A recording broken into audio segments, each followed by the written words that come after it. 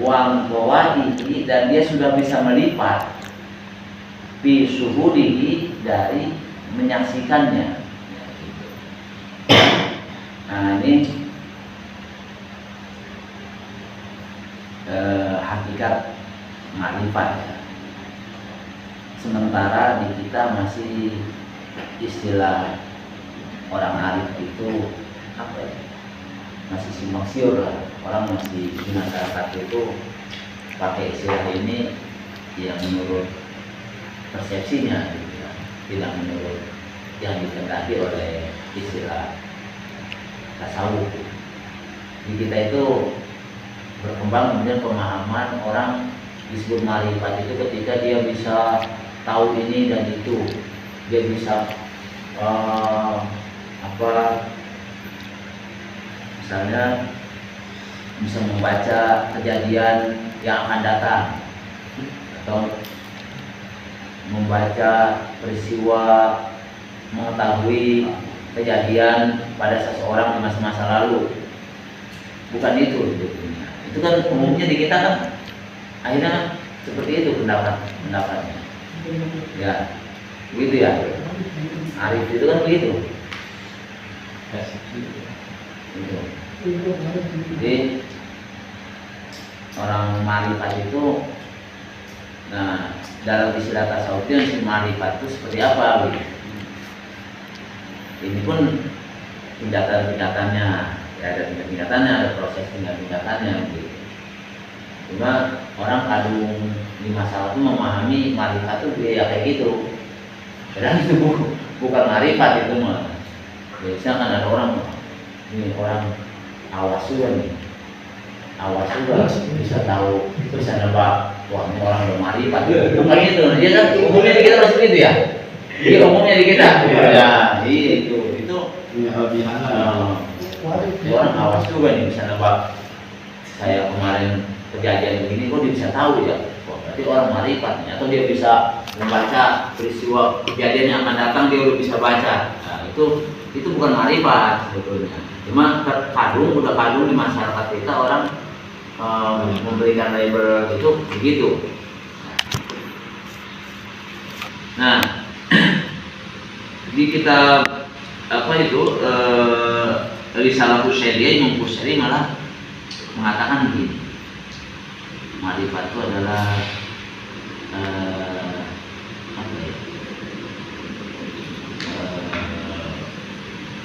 kainun bainun, bahasanya singkat, bahasanya singkat pendek, kainun bain,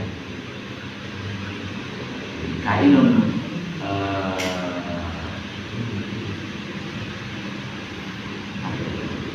kainun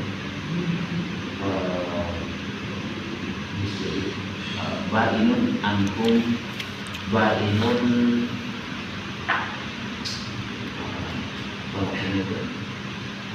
Jadi orang ma'rifat itu terkadang kainun bainun, jadi dia ada dalam arti berbaur dengan orang, berbaur dengan masyarakat, punya profesi macam-macam. Tapi bainun itu jelas anggung bisir, jadi sirnya sudah begitu jelas. Ya, udah menyatu dengan Allah. Jadi fisiknya, ya, keberadaannya, ya biasa bermasyarakat, biasa punya jabatan-jabatan duniawi, ya, punya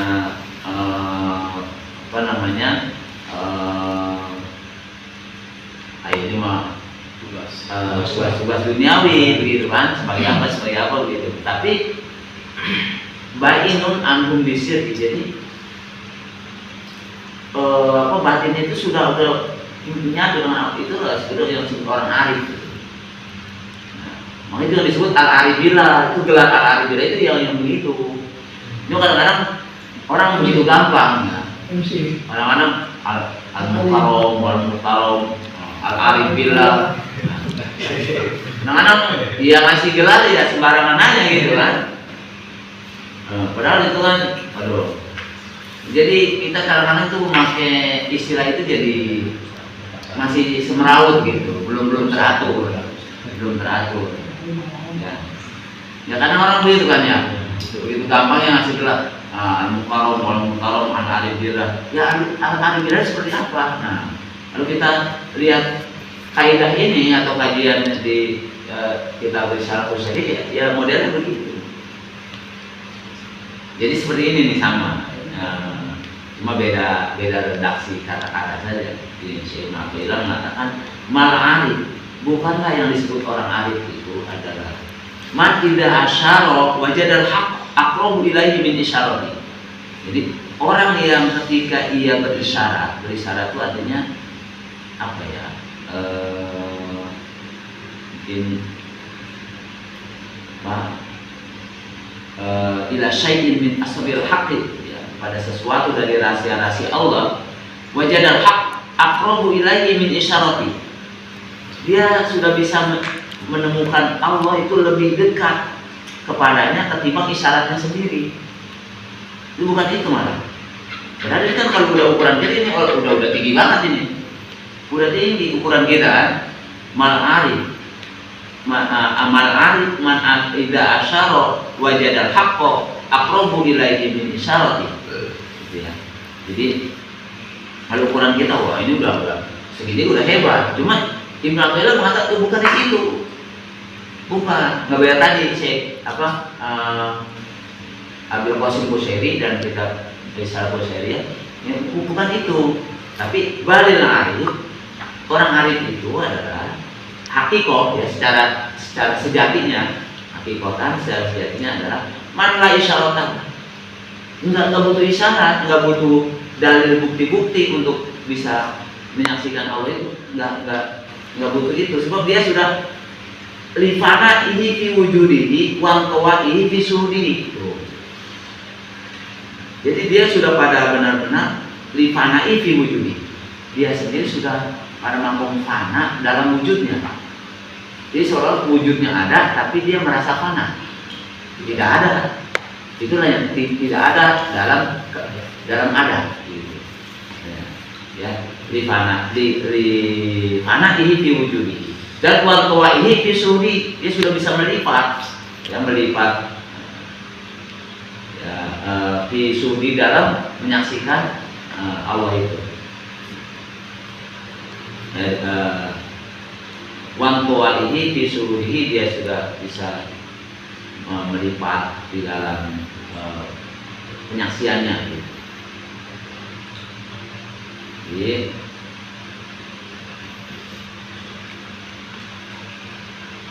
artinya wa yahtamilu auduhu lil haqqi subhanahu wa ta'ala. Ya. Ai annal arif haqiqatan walladzi ghaba anil isyarati wal musyar bihi. Wa idza waqat minhu isyarah la yashhaduha wa la yushiru biha li kaunil musyir wal musyar ilaih hina idin huwa Allah ta'ala. Jadi orang arif tidak butuh satu wacana, sebab dia udah menyatu ya. Jadi musyir wal musyar ilaih, ya dialah Allah yang sebenarnya begitu. Itulah. Jadi sudah tenggelam ibaratnya, fana fi wujudi, dia benar-benar fana dalam wujudnya, dan dia sudah benar-benar wal qawaihi fi suhudi, sudah melipat. Melipat itu apa ya? Jadi melipat ruang dan waktu, melipat dalam hal penyaksiannya. Jadi seolah-olah melipat itu kayak ada kan istilah melipat ruang, ada istilah melipat waktu. Kalau melipat ruang itu, orang dari sini ke Mekah cuma butuh 5 menit, sekejap sudah ada di Mekah misalnya. Itu namanya melipat ruang. Jadi ruang yang sebegitu membentangnya jauh ribuan mil, tapi dia tempuh hanya dalam waktu yang sangat sekejap lah, singkat, misalnya 5 menit dari sini ke Mekah celing. Itu namanya melipat ruang. Ya. Banyak wali yang punya kalau begitu ya banyak. Ada melipat waktu. Nah, melipat waktu itu begini. Jadi seolah-olah dia misalnya dalam lompatan lorong waktu, seolah dia misalnya waktu 100 tahun yang lalu, seolah dia begitu dekat dengan waktu itu, dia bisa tahu peristiwa 100 tahun yang lalu misalnya, atau 100 tahun yang akan datang. Dia sudah tahu gambaran itu, sudah melihat di istilahnya begitu. Nah itu namanya melipat waktu. Nah. Jadi ada melipat ruang, ada melipat waktu. Nah kalau di istilah itu, nah kayak film gitu, lorong waktu, beda-beda sinetron lorong waktu gitu, ya, quantum light gitu. Nah gitu loh, kadang gambarannya seolah misalnya dia lagi di mana nih. Nah di itunya kan, kalau melihat suka melihat itu serial sinetron lorong waktu gitu. Nah, itu modelnya begitu, melipat namanya. Jadi orang itu hakikat melipat itu ya, kalau untuk sahabat wali ya, pada hakikatnya namanya melipat itu bukan melipat ruang dan waktu, bukan. Ya, jadi hakikat melipat juga ya itu tadi, dia dalam sekejap sudah. Jadi dunia ini akhirat itu begitu dekat dengannya, walaupun akhirat masih ribuan tahun jaraknya, tapi seolah-olah akhirat sudah dekat itu. Atau dia sudah bisa melewati ruang dan waktu itu, ya sudah ada di hadapan Allah begitu. Itu juga, nah itu namanya melipat yang sebenarnya gitu. Jadi bukan berarti melipat ya kayak tadi gambar melipat bentuk misalnya dari sini ke Mekah cuma 5 menit atau sekejap gitu. Bukan itu ya, kalau dalam wacana sufi itu ya. Jadi hakikat melipat adalah sekejap dia sudah akhirat begitu dekat kepadanya, atau sekejap dia sudah seakan-akan ada di hadapan Allah. Nah itu namanya melipat. Jadi orang-orang arif yang dimaksud dalam istilah ini adalah dia tidak butuh isyarat, karena ya musyir wal musyar ilaih, baik isyarat maupun yang diisyarati hakikatnya adalah dari Allah. Jadi yang dia lihat ya udah, dia sudah menyatu, sudah fana, dan kemudian sudah melipat dalam penyaksiannya. Jadi yang dia lihat ya hanya Allah saja. Jadi gejala-gejala alam, gejala peristiwa apapun, ya, jadi peristiwa apapun yang dilihat dia bukan isyaratnya. Ya misalnya kita lagi musim banyak bencana, gunung, di mana-mana gunung misalnya lagi pada menteror gitu ya, pada meletus, belum lagi misalnya bencana yang lain. Itu kan ragam macam peristiwa ya, ragam macam peristiwa. Nah itu kan isyarat sebetulnya. Nah untuk mengenal Allah itu nggak mesti butuh isyarat-isyarat itu. Untuk orang kembali kepada Allah, orang arif itu enggak, ya artinya dia mengenal Allah itu bukan dihantarkan oleh itu, bukan. Justru dia mengenal Allah itu, nah baru dia bisa memahami apa bentuk isyarat-isyarat yang terjadi.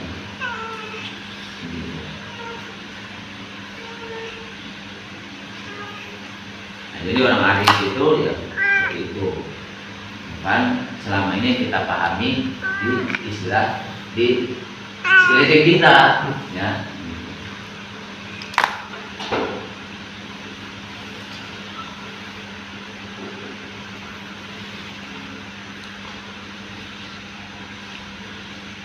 Kemudian beliau melanjutkan ar-raja ma qoronahu amal wa illa fahuwa ahmiyat. Ini bahasanya singkat.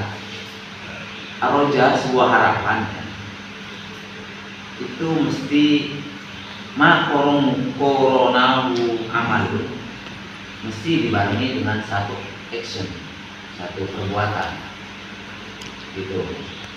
Wa illa bahwa amnian, kalau nggak dibarengi sama perbuatan itu namanya bukan roja tapi amnian. Bedanya apa? Kalau roja itu harapan karena didukung oleh satu gerak amal. Tapi kalau amnia itu berarti kan hayalan, angan-angan kosong, pengen masuk surga tapi nggak mau sholat, ibarat kan orang gitu. Orang pengen enakan gitu ya, gitu. Sholat kagak, Ramadan nggak pernah puasa, ya. Terus dia punya kelebihan harta, boro-boro ide sedekah sama zakat. Sekarang kalau ditanya, pasti jawabannya pengen masuk surga. Nah itu namanya bukan harapan. Bukan itu namanya angan-angan kosong. Angan-angan kosong namanya amnia. Nah yang namanya roja itu begini, dia taat, sholat, rajin, bila Ramadan dia puasa. Nah kemudian dia ada harapan kayak masuk surga. Nah itu namanya istilah roja. Jadi harapan itu mesti dibuktikan dengan amal, ya, dengan perbuatan, dengan aksi, begitu. Lah kalau pengen surga tapi nggak tahu atau nggak mengerjakan jalan menuju surga, ya itu gimana ceritanya, gimana urusannya gitu kan? Yang ada ya kami yang anak kosong gitu begitu. Jadi aroja ma qurnahu amalun wa illa bahwa amnya. Gitu. Jadi beda antara roja harapan dengan al-amnya angan-angan kosong. Gitu. Ya, orang kan kadang main enaknya begitu. Jadi bisa ngapain nanti besok masuk surga aja gitu kan dia enaknya gitu kita.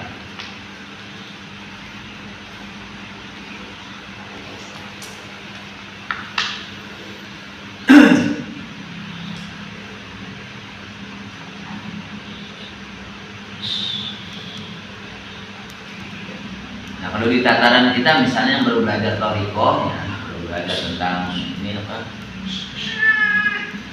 Jadi kalau di tataran kita itu ya yang baru belajar toriko, baru mengenal tentang zikir, ya harapan dekat, kita pengen dekat nih, bukan pengen surga, tapi pengen dekat. Nah, ya, mesti ditunjukkan lewat aksinya juga kan, amal itu. Kalau ini cuma sekedar ini lalu tidak mengikuti aturannya, itu tadi amniyah juga masuknya, begitu.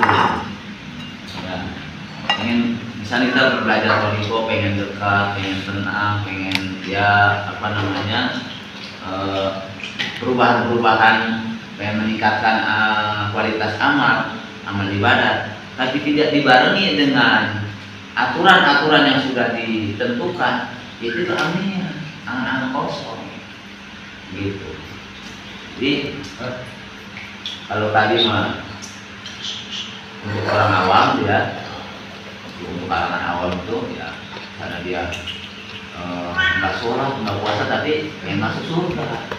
Nah kalau bagi kita nih ya yang sudah mulai belajar zikir, belajar toriko, ya bagaimana bisa supaya meningkat dekat?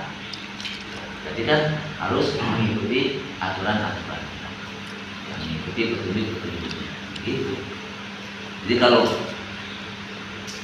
nggak dibarengi dengan upaya situ ya jadi bukan roja dan amniyah.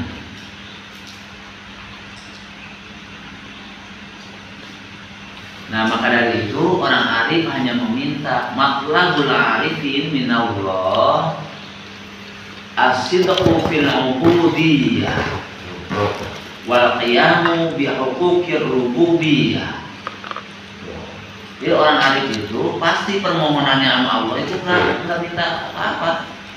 Matlabul arifin minallah as-sidqu fil ubudiyah. Orang arif itu permohonannya dari Allah ya cuma benar, lempeng benar fil ubudiyah, dalam hal ubudiyah, dan wal qiyamu bi huquqir rububiyyah, menegakkan hak-hak ketuhanan. Jadi ada hak ubudiyah, ada hak ketuhanan tuh. Jadi kalau hak Allah yang mengurus, yang menjamin, ya, menghidupkan, mematikan, itu hak Allah, itu namanya hak rububiyah namanya. Hak rububiyahnya Allah. Nah hak kita sebagai hamba apa? Dalam hal rububiyah ya taslim, menerima dengan sepenuh hati, apa yang Allah tentukan itu taslim, pasrah, apalagi ridho, ya dengan ketentuan dan ya mana itu hak-hak ubudiyah.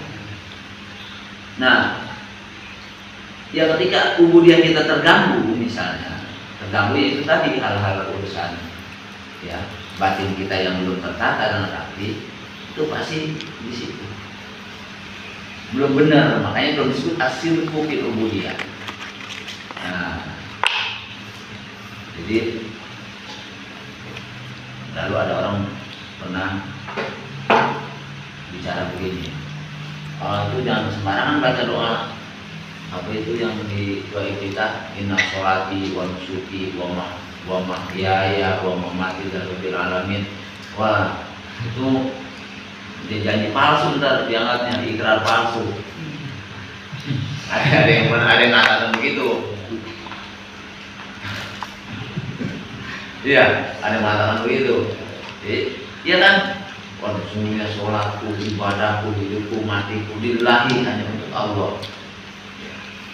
Dia pikir nah juga ya, berarti kita bohong atau ikrar begitu tapi nggak sesuai dengan kondisi.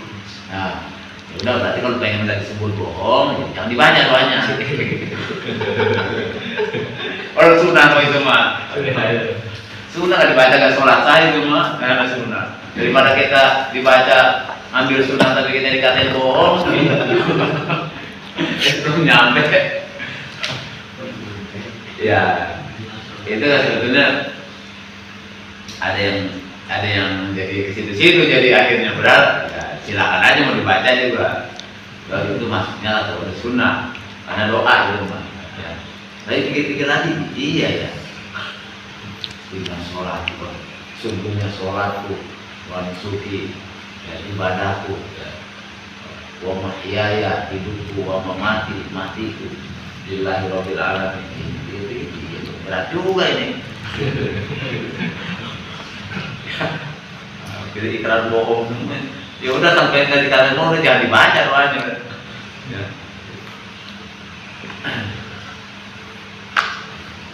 Nah, jadi asyidqu fil ubudiyah, menelempeng benar dalam hal ubudiyah, dan juga wal qiyam bi huquqil ubudiyah, menegakkan hak ketuhanan, hak Allah sebagai Rob ya, sebagai Rob.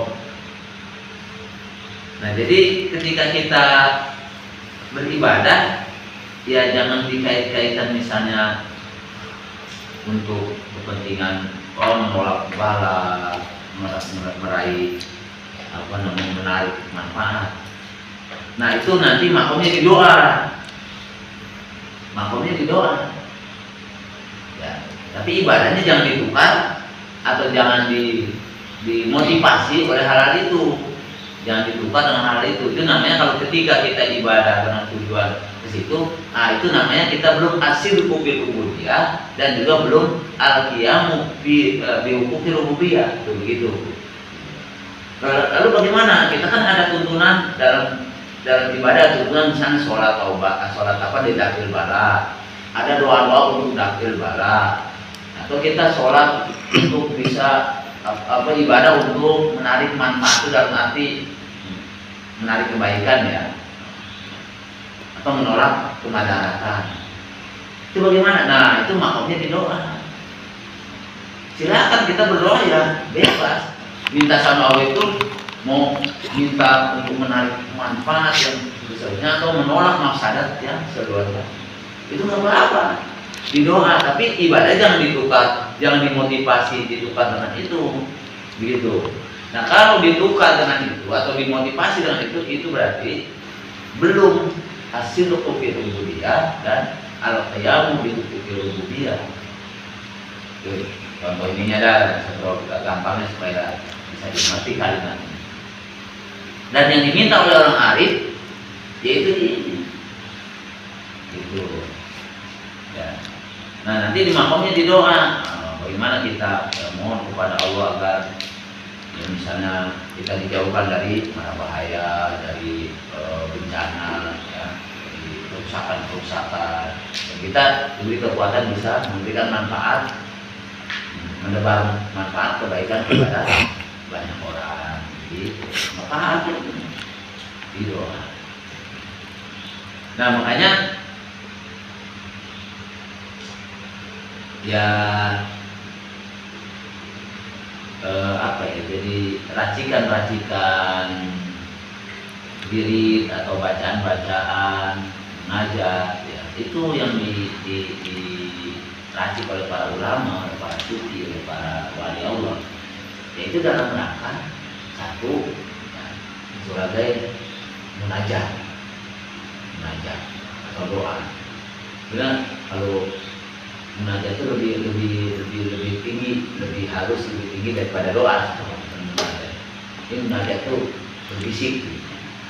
Dia isinya kan sama, doa juga untuk minta supaya diberikan kebaikan dijauhkan makanan-makanan.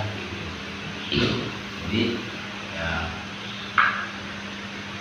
semua mereka para wali itu sebagai munajat, bahasa cinta gitu. Nah, pengamal kesininya bukan sebagai munajat, karena ada tujuan-tujuan tertentu, keinginan-keinginan tertentu di balik rahasia itu, misalnya hijab ya. Hijab itu kan yang haram, yang nyusun para wali. Dan itu munajat beliau, bahasa cinta beliau itu, jadi itu sehingga lalu Allah berikan karomah, jadi semacam apa namanya, punya power aroma di situ. Akhirnya pengamal berikutnya ya dijadikan tujuan-tujuan tertentu, sakti dan hebat. Nah itu kan jadi apa? Jadi udah lain, keluar dari apa maksud awal dari sang pencipta doa-doa itu, penyusun doa itu. Nah kita kenal di kalangan ini ya, kita kenal banyak menyusun bahasa-bahasa munajat panjang itu, ya, doa-doa munajat itu ya seperti Syahid dan banyak isi ada isi Nasor, isi Bar, isi Bahar. Syabdul Qadir juga isinya ya, ada juga banyak ya isi seperti yang isi Aurat, ya, isi apa lagi itu, Zikrifai, Sohan, ya. Isi ya itu kan sebetulnya munajat cinta ya, munajat cinta seorang wali, seorang sufi yang kemudian dari doa-doa yang beliau lazimkan, beliau tajrid terus, akhirnya Allah berikan kemuliaan di situ ya. Allah tunjukkan kemuliaan ya, misalnya power atau apa ya gitu kan. Nah akhirnya semua pengamal berikutnya beda ini, ibaratnya apa, itunya nggak sama, beda versi, doanya mah yang dibaca tapi beda tujuan atau beda casing atau beda apa ya, kemasan begitu. Jadi itu tadi yang tadi dikatakan bahwa ya penting untuk kita bisa asilku fil ubudiyah. Makanya orang kalau udah pada makom asilku fil ubudiyah ya udah peringkat yang level yang ini, level elit ibaratnya ini kan, asilku fil ubudiyah wal qiyam bil ubudiyah.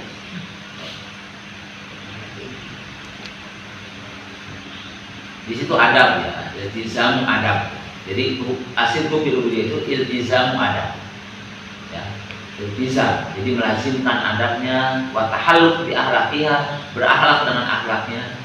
Wal qiyamu bi huquqillah, biha, menegakkan hak Allah.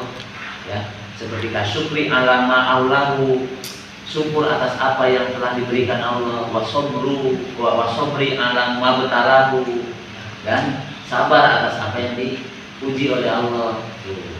Itu namanya wal qiyam bi huquqillah. Ya, gitu. Kemudian apa? Wa mu'adatu min man adahu, dan berpaling apa? Berseteru ya. Orang yang memusuhinya.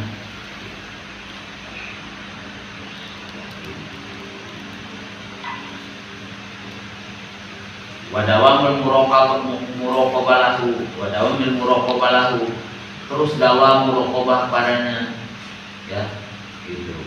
Itu juga bagian dari apa tadi? Ada apa? Qiyam bi hukukillah. Jadi ketika dawam muraqabah yaitu bagian dari al-qiyam bi hukukillah. Nah, wal hukuk bi babihi, ya, gitu. Jadi mandek, ya, berdiri di depan pintunya, maksudnya ya apa, di depan pintu kita sering apa munajat, ya.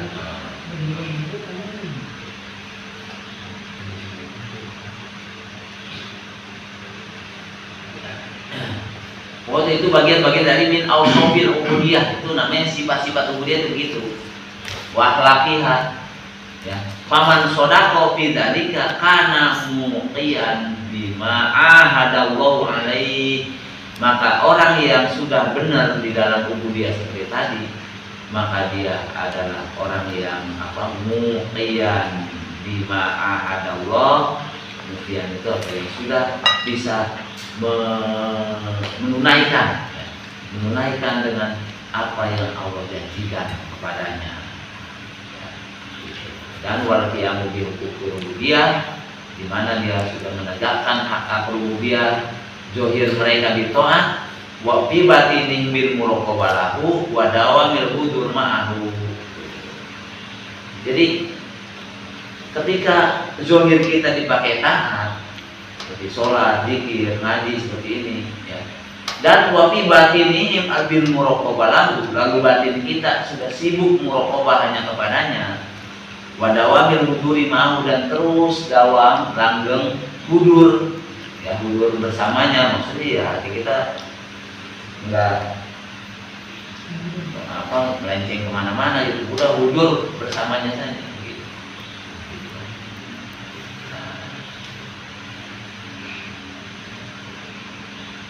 Nah, inilah ai annahum la yatlubuna minhu illa hadainil amrayn min ghairi muraati hauzin wala baqain ma'a nafsin.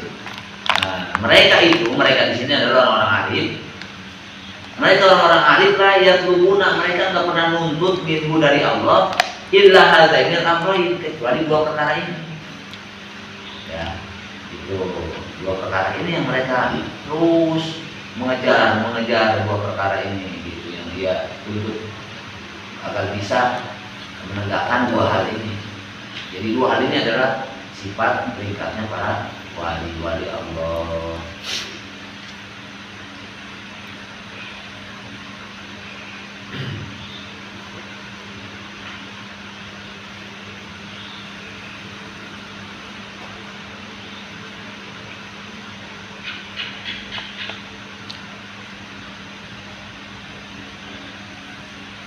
Nah, itulah.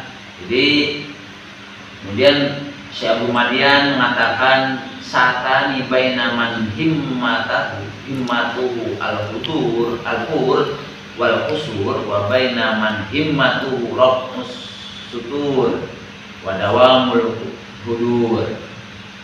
Sangat beda jauh antara orang yang himmahnya, tujuannya, cita-citanya hanya untuk hur wal qusur. Hur itu bidadari di surga, wal qusur gedung-gedung di surga, ya. Jadi orang yang hanya ibadahnya dengan tujuan kenikmatan surga, meraih surga dan kenikmatannya, nanti ada bidadari, nanti di surga ada gedung-gedung yang indah, kita disediakan dengan fasilitas yang sangat mewah yang nggak bisa digambarkan di dunia. Nah, kalau himmahnya hanya untuk itu, dengan orang yang himmahnya kalau apa raf'us sutur wa dawamul hudur, itu satani, sangat jauh berbeda. Gitu. Jadi kalau yang tadi tahapannya ya orang kalangan awam yang ibadahnya masih pengen kenikmatan surga. Tapi orang yang khos bukan itu yang dia minta, tapi raf'us sutur wa dawamul hudur. Bisa tersingkapnya sutur itu apa? Penghalang hatinya, ya, yang menghalangi satrun, ya, namanya sutur. Wa dawamul hudur, dan selalu bisa hadir di sisi Allah. Itu namanya. Jadi dua level ini sangat beda jauh. jauh. Kalau orang yang himmahnya hanya untuk gambaran-gambaran kenikmatan-kenikmatan seperti bidadari dan gedung-gedung, ya, wa baina man himmatuhu raf'us sutur wa dawamul qubur. Dan apa namanya, dia betul-betul ingin dibukakan, ya, tirai-tirai yang menutupi hatinya, ya, aling-aling yang menutupi hatinya, ya, dan selalu dawamul qubur. Ini kan levelnya sudah tinggi paling ini, ya. Hanya beda. Nah itulah yang keterangan dari hikmah-hikmah yang beliau Syekh Mahfila. Jadi insyaallah berikutnya kita akan bahas tentang makom qabdu dan makom bastu. Dan makom qabdu ada makom bastu. Kemudian kajian kita pada kesempatan ini yang menjadi satu pencerahan, menambah keyakinan kita dalam perjalanan belajar Toriko, belajar zikir kita dengan bahasan-bahasan ini memberikan satu semangat terus untuk meningkatkan kualitas kita masing-masing, ya. Makanya dari itu para penempuh jalan Toriko itu ya tidak bisa lepas dari yang namanya mengaji. Karena tanpa itu ya itu karena untuk membantu, ya, membantu apa namanya. Jadi wacana perlu, di samping kita bentuknya itu wirid atau bentuknya itu apa namanya khidmah kepada aturan-aturan dulu, ya, yang sudah digariskan, diracik oleh mursyid. Wacana itu penting karena ini untuk membantu juga dalam menyempurnakan amalia. Demikian manfaat untuk membaca Subhanallahumma bihamdika asyhadu an la ilaha illa anta astaghfiruka wa atubu ilaik. Shallallahu alaihi Muhammadin wa tamin nabiyina wal mursalin walhamdulillahi rabbil alamin. Allahumma qina adzabannar. Assalamualaikum warahmatullahi wabarakatuh. Waalaikumsalam.